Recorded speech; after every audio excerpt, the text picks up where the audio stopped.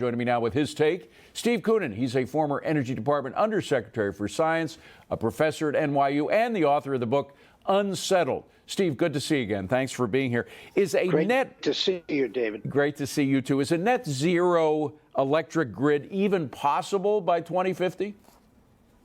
No, absolutely not. And you know, anybody over the last 20 years who's looked at this problem with any technical eye would say it's impossible. And many of us who understand the problem said that 10 or 15 years ago.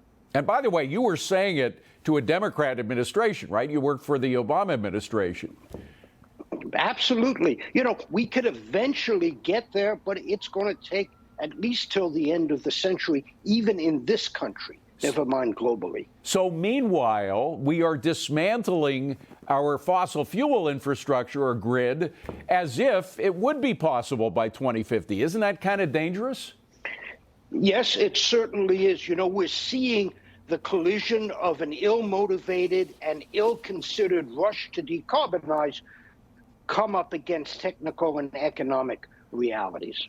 Well, you know, as you know well, I'm sure you got this pushback when you were working for the Obama administration that the people who swear by the 2050 deadline are saying if we don't do it by or if we don't prepare to have it be done by 2050, we won't be here because of climate change. To which you say what? Oh, that's nonsense. Okay, there is no crisis. If there is a problem, it's a much longer term problem. We have got the time to develop the technology, deploy it gracefully, and then propagate it to the rest of the world. So it is the urgency that is entirely a fiction.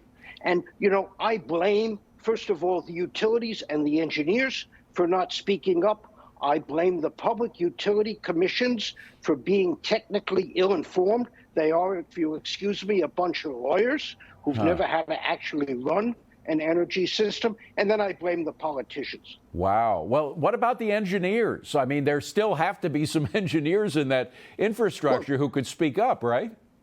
Absolutely, they do. But, you know, like the engineers, the utilities, everybody is a little bit intimidated and afraid to speak up. If they speak up, they get canceled, they're out of job, and so on. Wow. I think eventually it's all going to crash, and people will then start to understand. Well, and you know, very often it's when it's too late, or if not too late, at least late for people who die as a result of it. We should keep in mind, according to some analysts, 9 times as many people die from the cold as they die from the heat.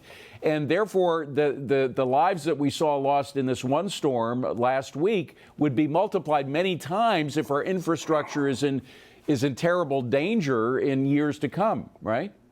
Absolutely. You know, people die without electricity, as we saw in New York City during Superstorm Sandy and other massive outages. So it's reliability and affordability come first, and then you can worry about clean. And we have not been paying attention to those first two absolute essentials. You know, the other thing that hasn't been considered, which is extraordinary because it's talked about a lot in rhetoric by these politicians like President Biden, is that they're talking about turning so much of what we use over to electricity, whether it's cars, whether it's ovens, switching from natural gas ovens to electric ovens, and now heating.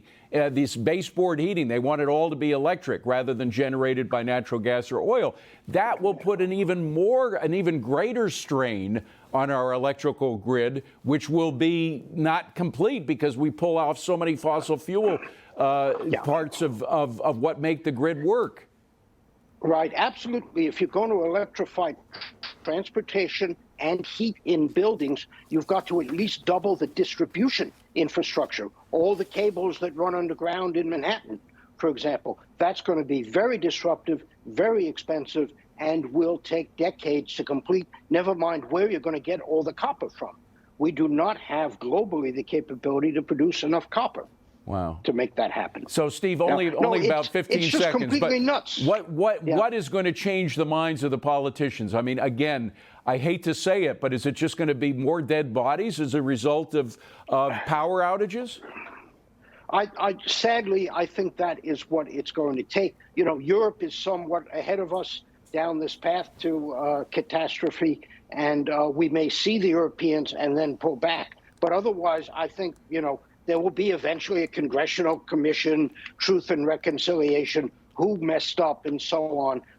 I hate to see that happen, but I think that's the only way we're going to rectify things. Yeah, well, it's all there in the book Unsettled. You really should read it to know the details of all this. Steve Koonin, thank you so much for being here again, Steve. I appreciate it. Okay, great.